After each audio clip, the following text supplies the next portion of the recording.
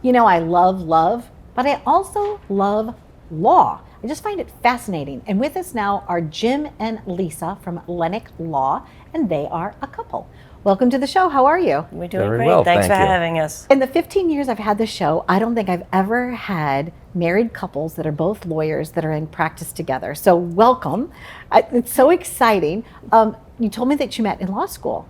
Lisa, what was that like meeting Jim? So it's one of our favorite stories because we were in law school and my favorite car was always a red Mustang growing up, and I always asked my dad to have a Mustang in the driveway for me, which never happened. So I was in the parking lot of the school and down came a red Mustang, a 66 red Mustang, and Jim was driving it. Wow. So I hopped out of my car and I'm like, "You have my car, and this is my car." Anyway, so That's a great pickup line, let me tell you. I know. I wasn't even thinking of it. Right. So we met and we dated, and the rest was history. But 30 years later, in my driveway a couple of years ago was a red Mustang, a 96 Oh, that's so I know. romantic. Yeah. Oh, Isn't that sweet? that's very, very Yeah. sweet. That's very romantic. Yep. Jim, what do you love best about having your partner as also your law partner? So we get a lot of questions from people about how we get along, since we also work together. And a lot of people think, well, two lawyers and they work together also, they must fight all the time, right? So we don't, because otherwise we wouldn't have lasted this long. We get along very well, and when you're in a small practice, it's important to have other people to bounce things off of. So we frequently do that because there are options for clients and there are questions, and what do you think about this and what do you think about that? And we work well like that, and gives us the opportunity to use two brains to make decisions sometimes. So true. I love that. Bouncing things off each other does help a lot. So when a client comes in, I know you do a lot of different types of law, but one thing that you're almost focused on right now is elder law and estate planning. Why that? Why is that important right now? Are the laws changing? Like, what's happening on the forefront that you think could be helpful? There are some laws that are changing, but it's the overall plan. People really don't like to discuss what's going to happen to them later. So this, the earlier you do it, it's the best time to do it. But going into the future, you really need to have things set up. It's a gift to your family to have it all in place. So we want to give that gift to people and let them see this plan is, whatever your plan is a good plan, and we're here to give you that wonderful advice. And it's a gift you're giving back to your family because it'll all be set for them. And at a time when it's, a rough time, they don't have to worry about certain things. I lost my mom when I was young. I was actually pregnant with my first son, and I have two younger brothers. And last year, I flew home to St. Louis just to talk to my dad to say, "Hey, Dad, I know we have the keys to your safe deposit box, but what's in it?" And my name's changed since so all these things that we didn't know. And believe it or not, inside my dad's safe deposit box, we never had a copy of my mother's death certificate, and that's important. Sure. Right? Absolutely. So even though, everything went to my dad or things like that, and then the little details. And that's why I think having that plan or having somebody that knows, did you know that in the state of New York or in the state of Missouri or in the state of Iowa, you need these certain things. Little things that you might be overlooking. So when you sit down with someone and you're planning that, what's that first session like? Do you have is it like an hour? Does it take multiple sessions, Jim? Usually takes an hour. Okay. And usually it's multiple sessions, because a lot of times the first session with people raises more questions than it gives answers. We have answers and directions for them, but it takes people a lot to come in the first place. As Lisa said, many people don't do any estate planning. So those that do, when they come in, we review with them the different things that they should consider doing. And then that raises a lot of questions in their mind, particularly when it comes to appointing people to different positions in their legal documents, executors and trustees and guardians and so on. Those are huge decisions. Yeah, so And a lot they of each times have different rights, right? You name Yes. somebody your trustee or the custodian or the guardian or the this or the that. There's And- it's like a job description that they're only allowed to do this. And sometimes those people that you appoint, sometimes people appoint the same person for everything. Typically, if there are spouses, you appoint each other as executor and agent for power of attorney, things like this.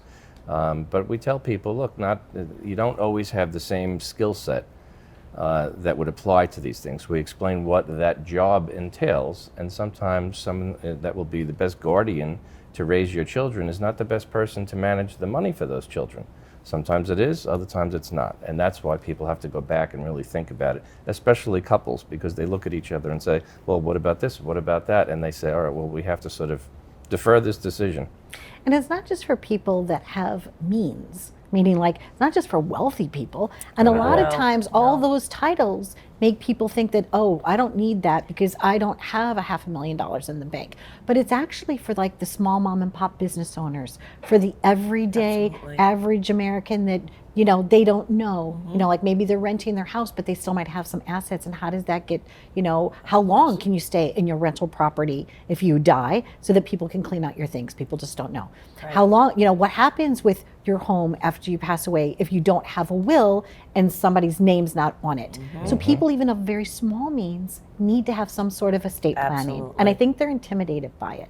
So what would you want to say to them in order to say, hey, please come to us, we welcome you? So it's not just about money. It's about people being put in place that are going to take care of whatever you have or certain decisions.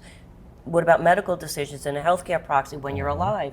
What about something to do with your remains when you're gone? There's other important jobs that need to be done that don't have anything to do with money. I'm smiling at you only because even for myself, I'm still having that conversation. Buried, cremated, cremated, buried, all right? the time. It's Lisa's favorite personal question. Yesterday at the cemetery talking about this. I'm just not at the point yet, but I know I need to get there because I need to be responsible for that decision and not leave that on my loved ones. I know that, and it's just not quite there yet. But maybe we can have that. Maybe we'll have that conversation over lunch. But so it's important, right?